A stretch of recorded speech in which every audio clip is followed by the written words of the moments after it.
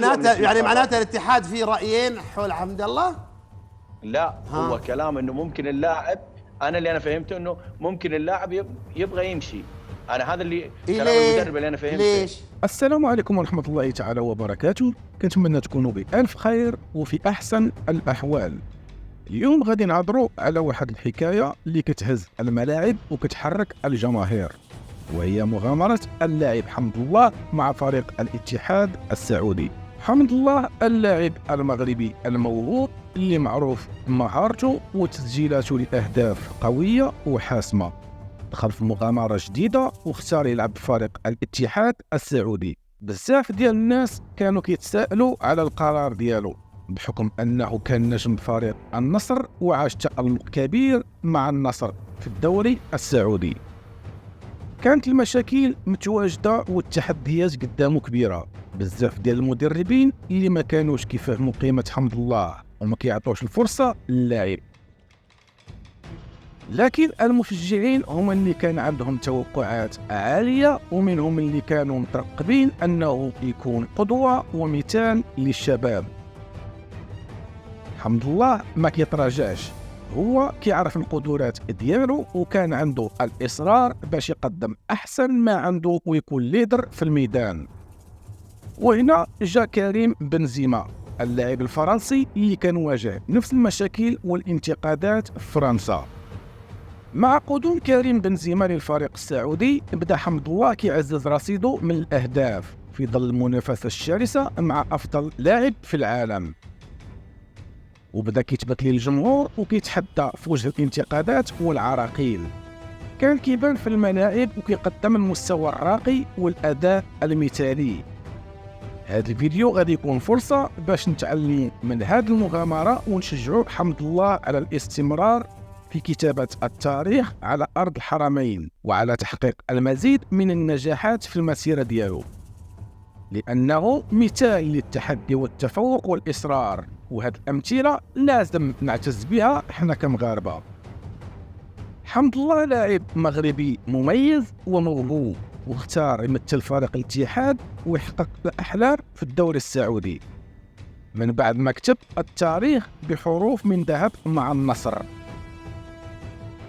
ولكن ما كانش طريق سالك بلا مشاكل. حمد الله واجه كثير من التحديات والعراقيل في البداية، كان الناس ماشي كلهم فاهمين القدرات ديالو وبداو كينتقدوه ويديروا عليه ضغط كبير. بزاف ديال المشجعين والصحفيين كانوا كيتساءلوا على القدرة ديالو في التأقلم مع نظام اللعب ديال الفريق الجديد ويواصل التألق. ولكن حمد الله ما تراجعش وما تخنقش، هو لبس قميص الاتحاد وواجه التحديات بالتصميم والإصرار. عمل بجد ليثبت للجميع قيمته وموهبته. وهنا جا هداف ريال مدريد السابق كريم بنزيما اللي كان تيواجه نفس التحديات والانتقادات في الدوري الفرنسي. كريم وحمد الله صاروا أصحاب الصعاب، وكانوا كيدعموا بعضهم ويشجعوا بعضهم وكيقدموا أداء رائع ومباريات مميزة. كانوا كيتبتوا للجمهور أنهم صناع التحليل والتفوق ومثال للشباب اللي كيحلم يولي في حالهم. بداية حمد الله وكريم بنزيما كانوا كيمشيو في مغامرة جديدة مع فريق الاتحاد السعودي، كانوا كيتوقعوا النجاح والتقلق. حمد الله وكريم بنزيما بداو كيمشيو في مغامرة جديدة مع فريق الاتحاد السعودي وكانوا كيتوقعوا النجاح والتألق. بزاف ديال الناس كانوا كيتوقعوا منهم الكثير وكانوا كينتظروا منهم المستوى العالي، ولكن كانت المشكلة الكبيرة هي التفاهم والتواصل بينهم. كل واحد منهم كان ليه طريقته في اللعب وفكرته الخاصة، وهذا الشيء ممكن يسبب تشتيت وعدم تناغم في الملعب. كانوا محتاجين وقت وجهد باش يتفاهموا ويتكيفوا مع بعضياتهم، وهذا الشيء ما كانش كيفهموا الجمهور والصحفيين. وبزاف ديال المرات كانوا كينتقدوا حمد الله وكريم بنزيما بزاف ديال التقييمات والانتقادات الغير اللازمة. الناس كانوا كينتظروا منهم الأخطاء ديالهم ويقولوا على أنهم ما كيتوافقوش وما كيتعاونوش مع بعضياتهم. لكن حمد الله وكريم بنزيما بداو كيتحسنوا وكيتطوروا مع مرور الوقت، لين فهموا أنهم لازم يتواصلوا ويشاركوا تفاصيل اللعب واستراتيجية الفريق.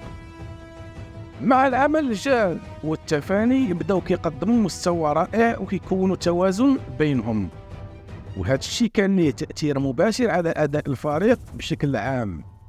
كانوا كيفهموا بعضياتهم وكيدمجوا مع بقية الفريق بشكل أفضل، ومن هنا بداو يحققوا الفوز ويسجلوا الأهداف ويكون عندهم تأثير كبير في المباريات، إلى أن جاءت مباراة في الدوري العربي المقامة في العربية السعودية المقامة حاليا، مباراة اللي جمعت فريق الاتحاد ضد الهلال السعودي واللي جات كالصاعقة على الجماهير.